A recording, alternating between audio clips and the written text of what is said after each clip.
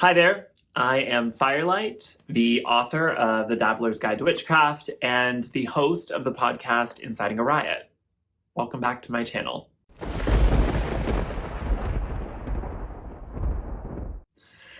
So there has been, if you have been on Witchy's social media for the recent past, there has been sort of a rash of people, scammers that are defrauding people or attempting to defraud people by sending you DMs and soliciting psychic services and spell services or mediumship services or whatever, and trying to get you to send them money.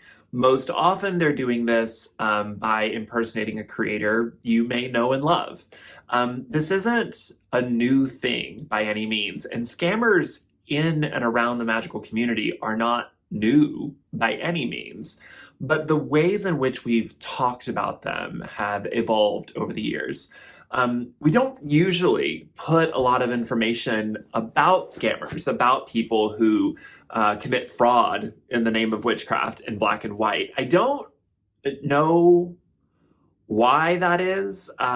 If I were to hazard a guess, I think that it's sort of almost in my head a similar thing to like the queer community, how we only ever want to talk about the positive things. We never want to talk talking about queer portrayals of queer characters in media. There's a lot of folks that never want to see a queer character as a villain or as, a flawed human being. Only heroes. Queer people can only be heroes because people already hate us, so we should only ever have positive representation in media.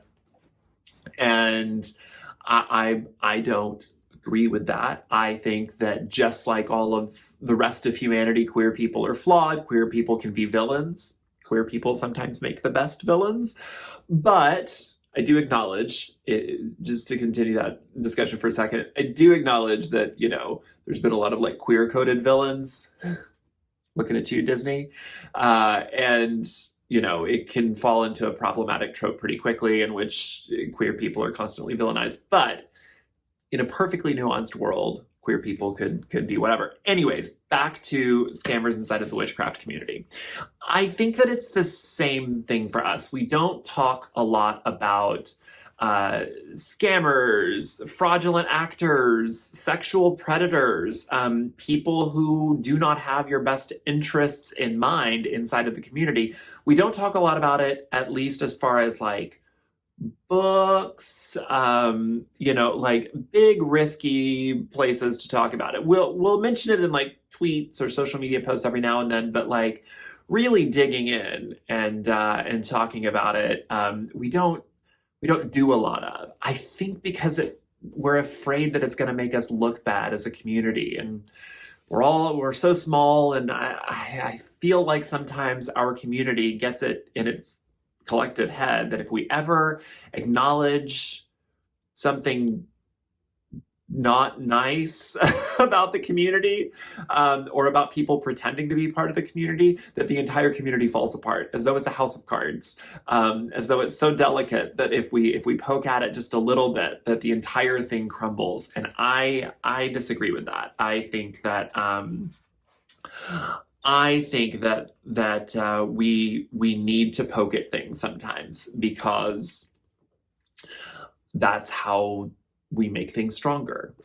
We find out how things work. We find out why things work. We figure out what isn't working and why it isn't working, and share that information. Anyways, so today I wanted to talk about two sections in my book, The Dabbler's Guide to Witchcraft, in which I directly talk about the fact that some people lie, some people are fraudulent actors, or they're acting in a way that is in their best interest, but maybe not yours, and why that happens and what to do about it. So the first thing I want to talk about are liars. And in the book, The Dabbler's Guide to Witchcraft, I talk about that in the context of spells and magical workings and deity work and that kind of thing.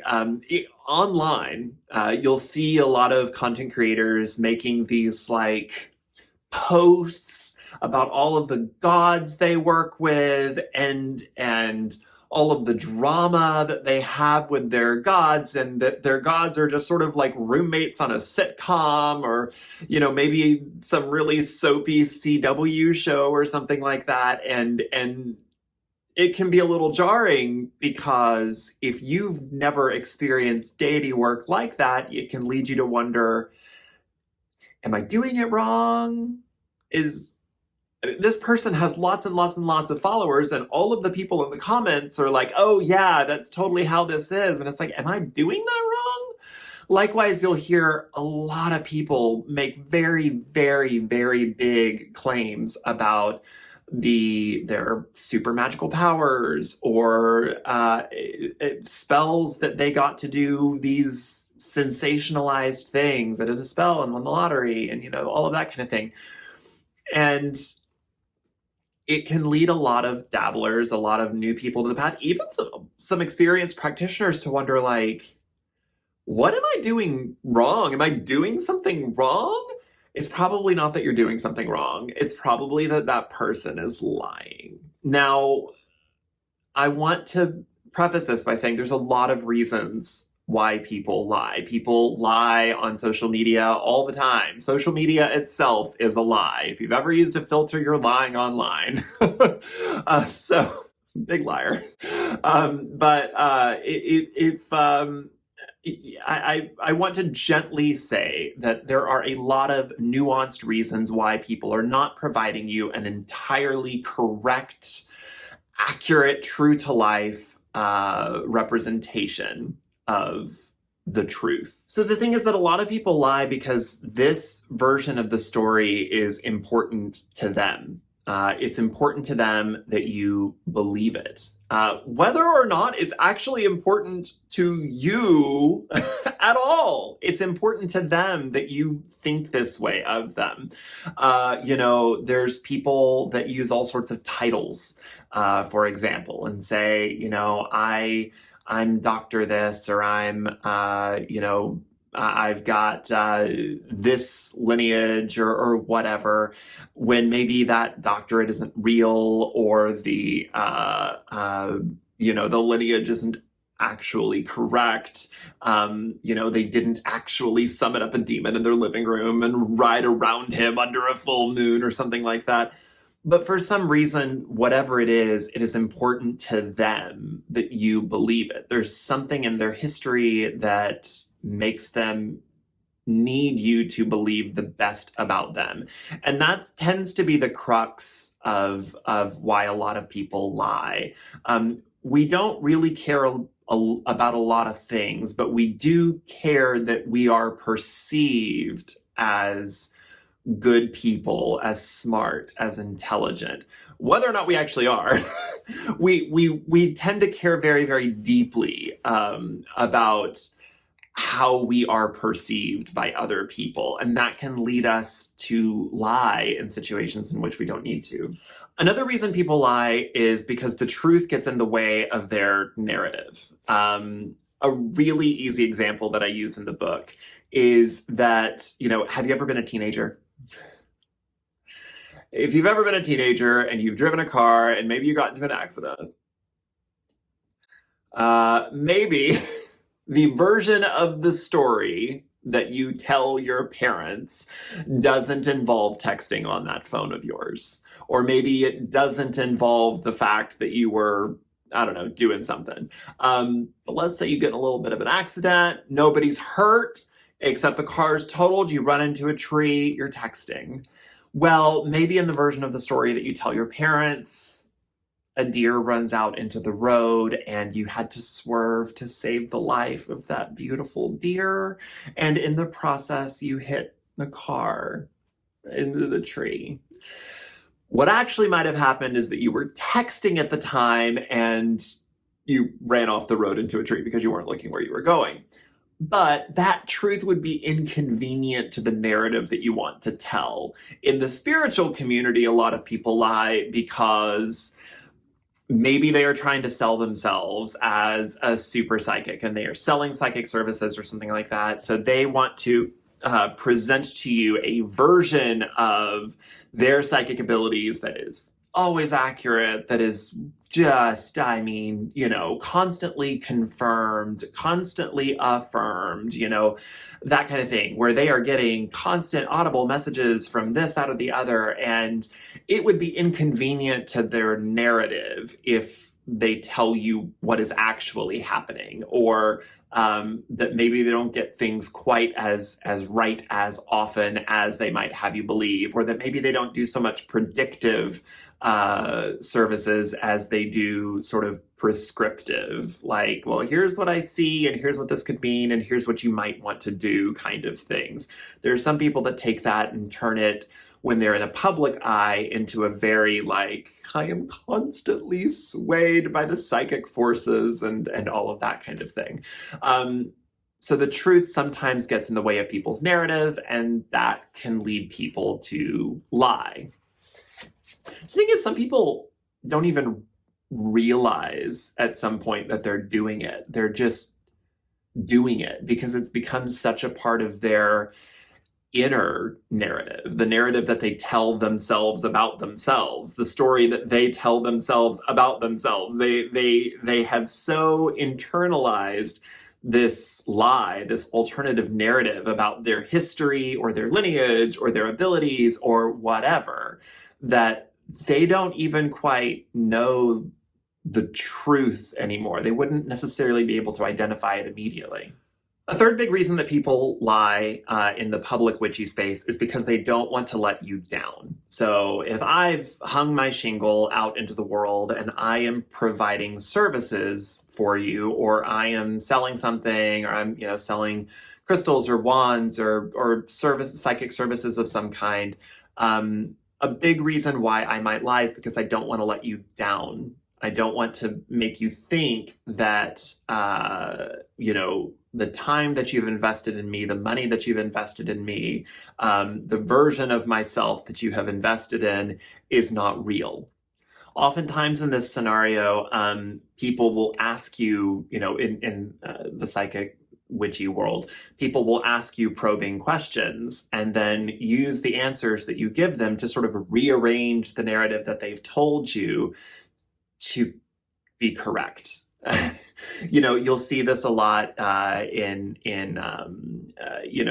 psychics, like on TV, like TV psychics, witchy entertainers, spiritual entertainers, not necessarily like, I'm a psychic 19, on Instagram or whatever. Like, it's not that person. It's the person on TV who is trying desperately to make a big flashy career, who might ask you probing questions and do some hot or cold reading and techniques, and then take the answers that you give them and rearrange the narrative that they've said in order to tell you a story that seems to align with all of the crap that they just spewed, in order to lie nicely, gently. So something else that I talk about in the book are big witchy warning signs. Signs that somebody might be a scammer, might be committing fraud, might not have your best interests in mind, might even be a predator. Some stuff to watch out for. So in no particular order, these are the big witchy warning signs that I wrote about in my book. Okay, so the first big witchy warning sign is you are cursed. If somebody sends you a DM, approaches you at a fair, somehow gets into your field of perspective, field of vision, and says, you are cursed, I have a message, you are cursed, I see that you are cursed, that is the number one biggest witchy warning sign of all time. I have done online polls on this in the past, like, hey, what's the number one way that you can sort of spot that somebody does not have your best interests in mind or might be a fraudulent actor? And the number one response is, tell me that I'm cursed. If somebody cold DMs you that you don't know or barely know or don't trust or haven't invited into your inner circle in some kind of very, very, very personal way, just sort of wants to let you know that they think that you're cursed, run. Run. 11 times out of 10, that person is a fraudster. They don't have your best interests in mind. Run. So the next one is appeal to lineage. And this one is a little tricky because sometimes it's not a witchy warning sign, but I'll get into that in a second. If somebody approaches you and they want to tell you that they are a descendant from a long, long, long line of witches that can trace their lineage all the way back to Gerald Gardner's teapot, that can be a sign that this person doesn't have your best interest in mind and might indeed be a scammer or a fraudster or just not necessarily presenting a genuine version of their history. People that appeal to being from some unbroken line or some very long line of witches or something like that try to cloak themselves in the expertise of somebody that you might know. They'll try to tell you that they are a descendant of a Salem witch, so therefore they are super powerful, or they are a hereditary witch and they're descended from a historical figure or a big witchy person that you might know, that kind of thing. If somebody starts doing that out of the blue and you do not have a level of trust with them, that can be a warning sign that they're a scammer. Now, the flip side of that is that sometimes lineage can actually be used to prove that someone is not a scammer. A big one is in like the Gardnerian Wiccan community. So inside of Wicca, which is an initiatory tradition, somebody's lineage, somebody's initiatory lineage can be used to actually go back and vet that person is who they say they are. But the thing is, they'll provide that information and then let you go check. Like, hey, did this person actually train with you? Did you actually, and they'll say, yeah, typically, if they're on the up and up, I don't know of a lot of people that's sort of one of the perks of that initiatory line and being part of that system and structure is to be able to say, yes, I have this training, I have done this work, this community has vetted this person and knows that they are legit, and that person can go out in the world and talk about this stuff and do this stuff. So there is sometimes when lineage can be used to check somebody out, but if somebody doesn't want you to check it or is being real cagey about you checking it, that can be another warning sign. Displays of power, walking on hot coals, applied kinesiology, pretending to walk on water. If somebody is trying to show you a technique where it looks like they are channeling some very special superpower, and that is supposed to prove that they are super extra magical witchy, just be real careful there. A lot of those have very mundane explanations. You can absolutely walk on hot coals because, walking very quickly over a hot surface is not going to do much to you.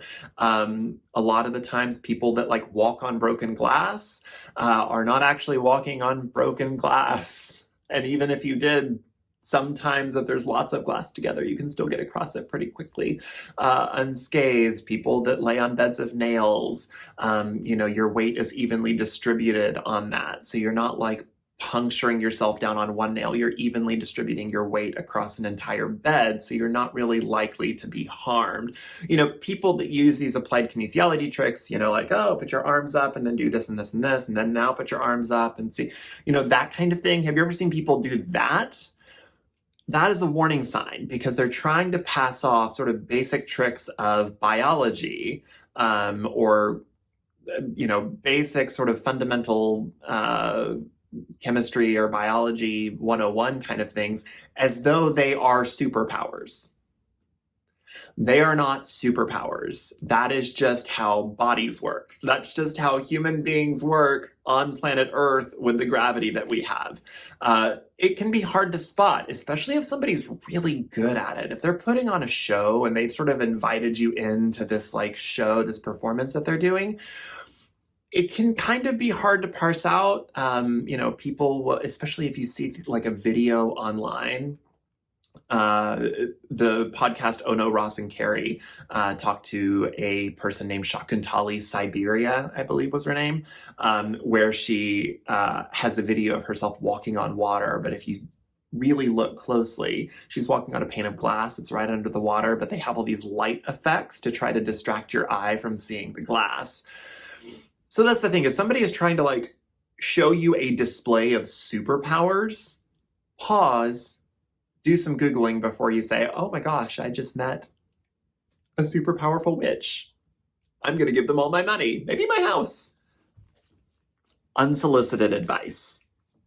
If somebody is hopping in your DMs, not to tell you that they're cursed, but they're starting to tell you like, oh, hey, that candle spell that you're doing, if somebody is just starting to offer you unsolicited advice and tell you about how much of an expert they are, really watch for that, because unsolicited advice can fall very quickly into the category of somebody trying to present themselves as an expert to you by making you feel like you're doing things wrong, by making you feel, by upsetting you, oh, you're such an idiot, but don't worry, I can fix it. That's usually kind of how that thing goes, is they tell you what you're doing wrong, and then immediately they provide the solution, which just so happens to be them. Oh, I see that you want to worship Hecate. You're doing it wrong, but don't worry, I happen to be an expert in Hecate. Give me some money and I will help you. Watch out. Watch out for that kind of thing. Vet people, vet their claims, do some Googling, ask about their other students. If they don't want to tell you about their other students, that's also a warning sign. So be careful about people that are providing unsolicited advice, trying to sort of put you off balance, and then providing themselves as the solution. Another one is the cult of personality. A cult of personality is whenever you have somebody who might not necessarily be a cult leader, but would really, really love to start one. So a cult of personality is just somebody that thinks a lot of themselves and surrounds themselves with followers who also think a lot of that person, and they tend to arrange narratives and events and statements in such a way that they are always right. They are sort of the source of all good things. Everything that they do is right. Anybody who agrees with them is right. Anybody who disagrees with them is wrong. They are never wrong about anything. If you catch them in a factual error, they were not wrong. They are going to find a reason why they are right. It is really easy in online spaces to get trapped in cults of personality because they are attractive. It's fun. It doesn't necessarily mean that a person with a lot of followers has a cult of personality. I've seen people that have a cult of personality and they've got like 100 followers, but they are 100 of just the most dedicated yes people. I mean, if you put out a tweet and every time you put out a tweet, you got 100 positive responses every single time, that's a big deal. If 100 people followed you around and just constantly affirmed everything that you said, that's a cult. Like that's a big deal. I've seen cults with smaller members. So, follower count doesn't necessarily equal cult of personality, but just watch people's behavior. Watch the way in which that they defend themselves. If they are always right, if they can never be wrong, if when they're called out, they are overly defensive and they find a way to continue to be right, and to never have to be in the wrong in some kind of way, and continue to make other people wrong, that can be a warning sign that person doesn't have your best interests in mind. They only have their best interests in mind. Demands for money or time.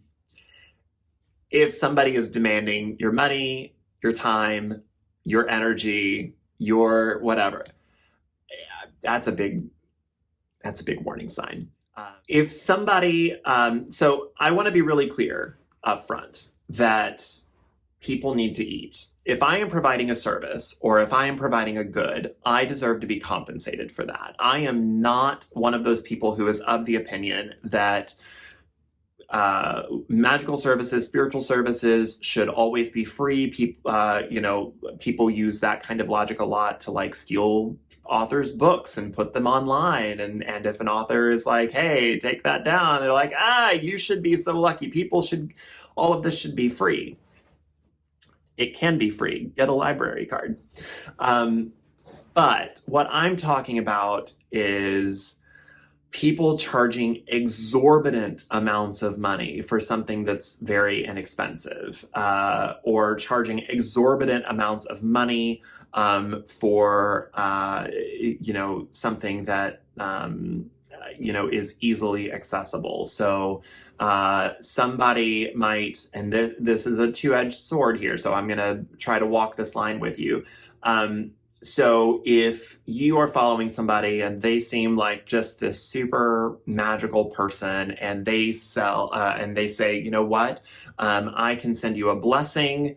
I will send you a spell of abundance. I'm going to send you a spell of abundance. It's $300, and I'm going to send you this coin, and it is going to be just charged with all sorts of abundant energy. And they send you a quarter. And you paid $300 for a spell and a quarter.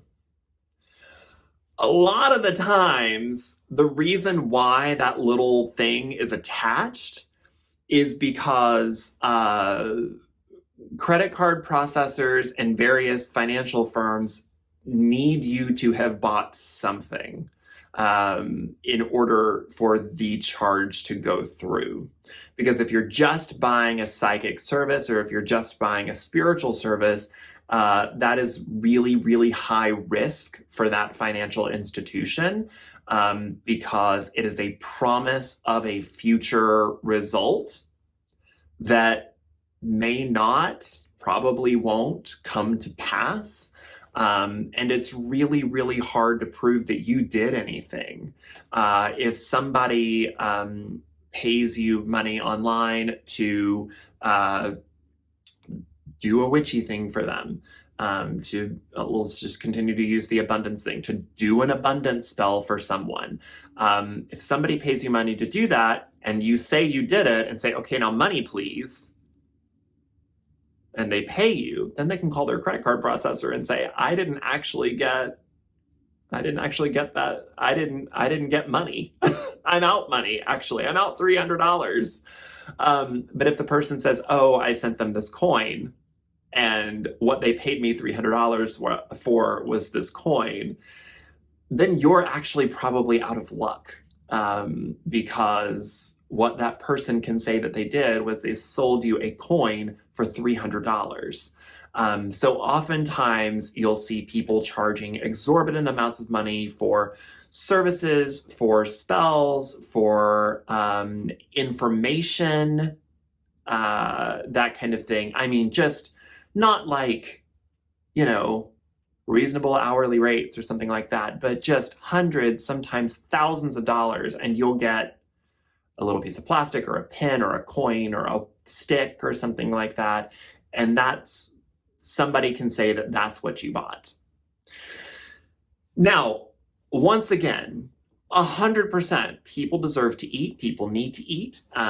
People need to be able to pay their bills. So there is a fine line. And the thing is, the more experienced the professional, the higher the amount that they could and should charge. So there's a lot of nuance here. There's a lot of threading a very cautious needle here.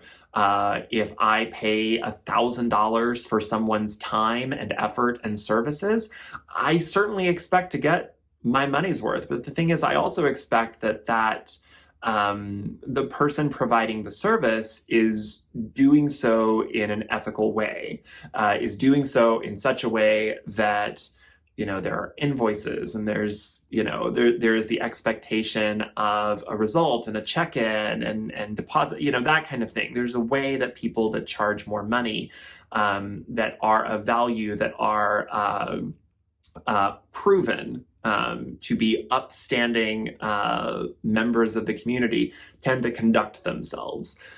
So unfortunately, it's kind of not a hard and fast rule, but it's just a sign that if somebody is charging a very, very large amount of money, hundreds of dollars, thousands of dollars for a service, especially a spiritual service in which there's no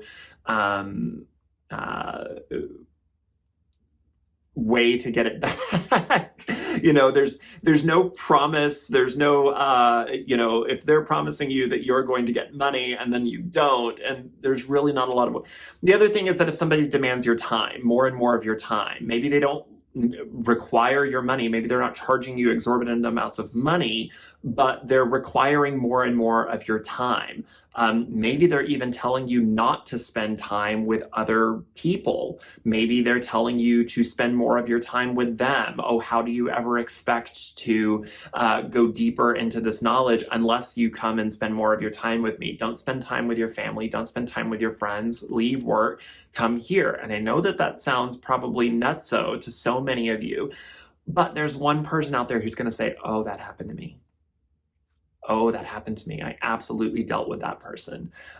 Because there are absolutely people out there who will demand more and more of your time, your effort, your energy. Come do things for me. And suddenly you'll be like building them a deck, digging out a pond in their backyard. Who knows? You're going to be doing all sorts of things for them that might not necessarily have a dollar amount attached, but it certainly has value attached. And if somebody is demanding all of that from you, that can be a warning sign that they do not have your best interests in mind. Overly vague or hyper-specific language. So if somebody is saying, so the moon is full and Mercury is in Gatorade and, that doesn't tell you anything. They're being very, very vague. If somebody is being incredibly hyper-specific and they're super focusing in on a bunch of jargon and getting incredibly granular and providing a lot of detail without actually providing information about what those details mean, that can also be a warning sign. They could be trying to impress you with knowledge or, once again, sort of couch themselves in a way where they can never really be wrong because they're being either super, super vague or so specific that then you go trying to hunt around your brain and find a way for them to be right. Or you start looking for reasons why that might be correct, when all they were doing in the first place was just sort of spouting off a lot of nothing. Piggybacking off of that is blinding you with science. Blinding you with science is whenever somebody uses a lot of technical jargon to try and make it seem like they have a lot of knowledge that you don't, that they are an expert, that you shouldn't question them because they have a lot of knowledge. Somebody might spout off, a whole bunch of information about the moon and its gravitational pull on people and how it affects our bodies and attitudes and stuff like tides, because tides are this, and mountains and stars and the gravitational pull and this, that, and the other, and it all just works together and all of this kind of stuff. And they could make really slick looking videos just spitting all of this pseudo-scientific type of jargon at you, just lots of super specific terms. That's called blinding you with science. They're trying to just throw lots and lots and lots of technical jargon at you, sort of like the hyper-specific language thing. They're just trying to throw lots of details at you in the hopes that it just all seems so impressive that you don't ask questions and you just accept their point as fact. That can be a big warning sign that that person doesn't have your best interests in mind and doesn't actually know what they're talking about. The one way. If somebody says that there is one and only way of doing something, that person is full of crap. There is not one and only way of doing something. Now, there are a few caveats here, maybe, in which somebody might say something like, in my very specific initiatory tradition, we need you to do X, Y, and Z in order to get to the next step. That's not really what I'm talking about. What I'm talking about is saying there is only one correct way to be a witch. If you do not do X, Y, or Z, you are not a witch. If you do not do X, Y, or Z, there's only one right way to be a pagan. There is only one right way to be this, that, or the other. Conveniently enough, it just so happens to be their way. So, big warning sign. Another thing that you should always look out for is anytime somebody is soliciting sex. And I know that this is a taboo subject in the community. We don't like to talk about it. However, there are a lot of people that try to get you to sleep with them in this community. There are people who tell you, I have seen it happen where somebody says that they are the embodiment of a deity, or that they channel a deity while having sex, and that deity says that you are the embodiment of another deity, and that deity wants to have sex with you through. I've seen it happen in a lot of ways, but in all of those ways, in every single instance, if somebody is making sex part of you getting into a particular tradition, if somebody is making sex part of your spiritual growth, part of you trying to get to know them, if sex ever any sexual act ever enters the equation and somebody is trying to solicit sex from you, that is a big, big, big warning sign that they do not have your best interests in mind. Obviously, if you have some kind of romantic or other type of relationship with that person where sex would then be part of that relationship, that can be a different story. I'm not saying that sex in all instances inside of the witchy community is wrong, but there will be context, there will be nuance, there will be history, there will be trust, there will be a long relationship built. Sex magic is a thing. There's plenty of space inside of spellcraft, inside of the pagan community, for sex to be a part of ritual in some way or another. But if somebody is soliciting sex, if somebody is demanding sex, if somebody is making sex a part of being with them or being in a certain group, that is a huge warning sign. And maybe just, if sex ever comes up, just take a moment to sort of pause and really consider, maybe ask questions of other people in the group, ask questions of other groups. If you are part of the Zimmelblob tradition of Wicca and suddenly the high priest is demanding that you have sex with him in order to progress to the next level, and you don't feel comfortable talking to somebody else in the Zimmelblob tradition of Wicca about that in your particular coven, then go talk to other traditions. Go talk to people in other groups. Is this something that you do? What should I be looking for here? Is this okay? Is this not okay? If you're ever uncomfortable like that, you should absolutely be asking questions, and you should feel empowered to do so. If somebody ever tells you, don't ask, don't go outside, don't trust, or don't mistrust, don't vet, that kind of thing, run. Just run. You're better off. The last one on my list is Isolationist Tactics. This has sort of been hinted at in a number of other warning signs, but I just wanted to make it its own. If somebody ever tells you that you shouldn't spend time with X, Y, or Z person, with A, B, or C group, if they are demanding that you isolate yourself from a loved one, from a friend or family member or something like that, that's a huge warning sign. If they are trying to say, oh, they are bad for you, but I am very good for you, you should leave them and come be with me, that can be a big warning sign, that person doesn't have your best interest in mind and simply is trying to cultivate a mindset that they are the person that you need, they are the expert, they are the person that you should always trust, and you shouldn't trust anyone else. It can lead to gaslighting. It can lead to a lot of really harmful predatory behaviors. So not saying that, there might not be instances where somebody has established a trusted relationship with you and says, hey, you know what? It looks like when you're around, your boyfriend or something like that, you don't seem to be very happy. Is everything okay there? Are you sure you're in a happy, healthy relationship? Is there anything that I could do? That's a whole different thing from you shouldn't spend time with those people. You should only spend time with me. Those are two different scenarios. One is a trusted friend, a trusted mentor who is showing genuine concern, and another is somebody who is very possessive of you in a predatory way. I don't know if any of this helped. I really hope it did.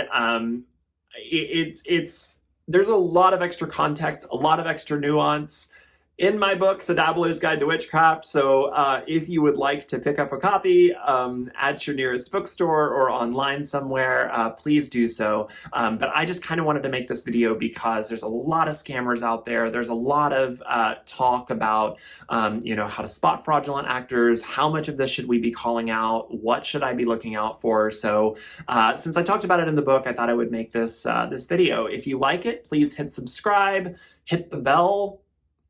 Whatever the bell is. I'm really new to YouTube. I don't know what I'm doing. So whatever. Tell a friend, like, comment, subscribe. I also have a podcast.